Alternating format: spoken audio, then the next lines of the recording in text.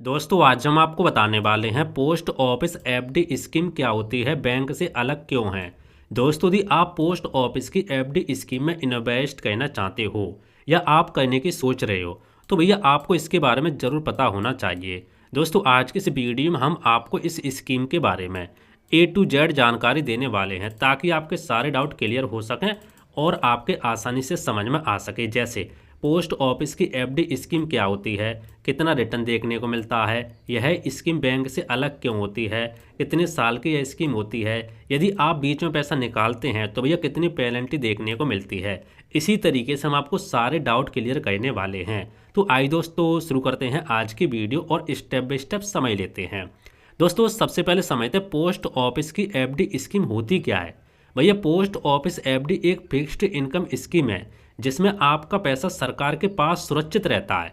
यह bank FD जैसी ही होती है लेकिन इसमें सरकार की गारंटी होती है। किसकी? सरकार की। देखो यदि आप किसी बैंक में एफडी करते हो तो भैया उस बैंक में सिर्फ 5 लाख तक की यहाँ पे गारंटी होती है, रिजर्व बैंक यानी आरबीआई की। ठीक है, कितनी? 5 लाख तक की। मान लो आपने कितने रुपए की यहाँ पे एफडी की, 10 लाख 20 लाख कितने की भी की, XYZ। यदि बैंक को कुछ होता है, भागती या कुछ भी होता है XYZ, ऐसा होता नहीं लेकिन बताना जरूरी है, तो ये आरबीआई सिर्फ और सिर्फ 5 लाख तक का आपको बीमा सुरक्षित यहाँ पे देती है। लेकिन पोस्ट ऑफिस में यदि आप एफडी करते हो तो भैया इसमें आपका सरकार के यहाँ पे 100% यहाँ पे सुरक्षा रहती है, सरकार की गारंटी रहती है। इसीलिए यहाँ पे पोस्ट ऑफिस बैंक की एफडी से यहाँ पे अलग होती है इस मामले में। ठीक है, तो आपके समझ में आ गया होगा। अब दोस्तों हम बात करते हैं पोस्ट ऑफिस एफडी की अवधि क्या होती है। देखो दोस्तों पोस्ट ऑफिस की एफडी की निम्न अवधि होती है। जैसे यदि आप 1 साल की एफडी करना चाहते हैं तो भी आपको 6.9% का रिटर्न देखने को मिलेगा। 2 साल की एफडी करना चाहते हैं तो 7% रिटर्न देखने को मिलेगा। 3 साल की करना चाहते हैं तो भैया 7.1% रिटर्न देखने को मिलेगा। लेकिन यदि आप 5 साल की डायरेक्ट एफडी करना चाहते हैं तो 7.5% रिटर्न देखने को मिलेगा, प्लस आपको यहाँ पे टैक्स में भी यहाँ पे छूट देखने को मिलेगी। ठीक है, तो ये चीज़ें दोस्तों होती हैं। ये देखो ब्याज दर बदल भी सकती है लेकिन अभी मैं आपको 2025 के यहाँ पे ब्याज दर बता रहा हूँ, हो सकता है 26 में थोड़ा चेंज हो जाए तो वो अलग बात है। ठीक है, अब दोस्तों हम बात करते हैं न्यूनतम और अधिकतम। यदि आप पोस्ट ऑफिस में एफडी करना चाहते हो तो ये न्यूनतम 1000 रुपये से यहाँ पे शुरुआत कर सकते हो। अधिकतम की बात करें तो यहाँ पे कोई भी सीमा नहीं है, आपके पास जितना पैसा है आप इसमें डाल सकते हो। अब एक एग्जाम्पल समझते हैं पोस्ट ऑफिस का, एक एग्जाम्पल। ठीक है, उदाहरण नंबर 1, मान लीजिए आपने 1 लाख रुपए की 5 साल की एफडी कराई, ब्याज दर मान के चलते 7.5% प्रति वर्ष। ठीक है, अब 5 साल बाद लगभग आपका यहाँ पे 1,45,000 रुपये हो जाएगा। ठीक है, और यहाँ पे आपका 1,45,000 समथिंग आपका यहाँ पे 1.5 लाख रुपये मिल सकते हैं। ब्याज आपको यहाँ पे हर साल जुड़ता रहता है। ठीक है, ब्याज सालाना कंपाउंड होता है लेकिन भुगतान मैच्योरिटी पर मिलता है। तो कितना आपको पैसा मिल जाएगा? 1,45 लगभग मान के चलते 1.5 लाख रुपये मिल जाएगा। ठीक है, ये मैंने लगभग में इसीलिए रखा है क्योंकि देखो ब्याज कभी कम होती कभी ज़्यादा होती, इसीलिए थोड़ा बहुत यहाँ पे अंतर आ सकता है। लेकिन जब आप एफडी करोगे ना तब भैया अब आपको बता दिया जाएगा आपका जो ब्याज होगा तब वो आपके यहाँ पे लॉक हो जाता है, ये भी चीज़ होती है। ठीक है, अब दोस्तों हम बात करते हैं ब्याज कैसे मिलता है वो समझ लेते हैं। दोस्तों ब्याज हर साल यहाँ पे जुड़ता है, ब्याज आपके इन्वेस्टमेंट में यहाँ पे जुड़ता रहता है लेकिन पैसा मैच्योरिटी पर एक साथ आपको मिलता है। यानी जो आपका ब्याज होता है जुड़ता रहता है हर साल, लेकिन आपकी जब मैच्योरिटी होती है तब आपका ब्याज और प्रिंसिपल दोनों अमाउंट आपको मिल जाते हैं।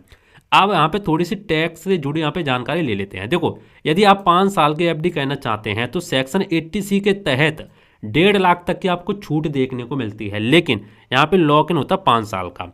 यदि आप 1, 2, 3 साल की एफडी करना चाहते हैं तो यहाँ पे 80C का तहत आपको लाभ देखने को नहीं मिलता, ब्याज पर टैक्स लगता है। ठीक है, पोस्ट ऑफिस एफडी पर टीडीएस नहीं कटता लेकिन आपको ब्याज अपनी इनकम में दिखाना होता है।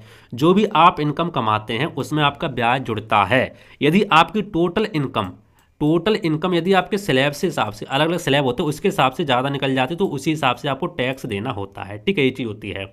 अब दोस्तों एक सवाल और बहुत ज़्यादा आता है लोगों का, समय से पहले एफडी तोड़े तो क्या होगा?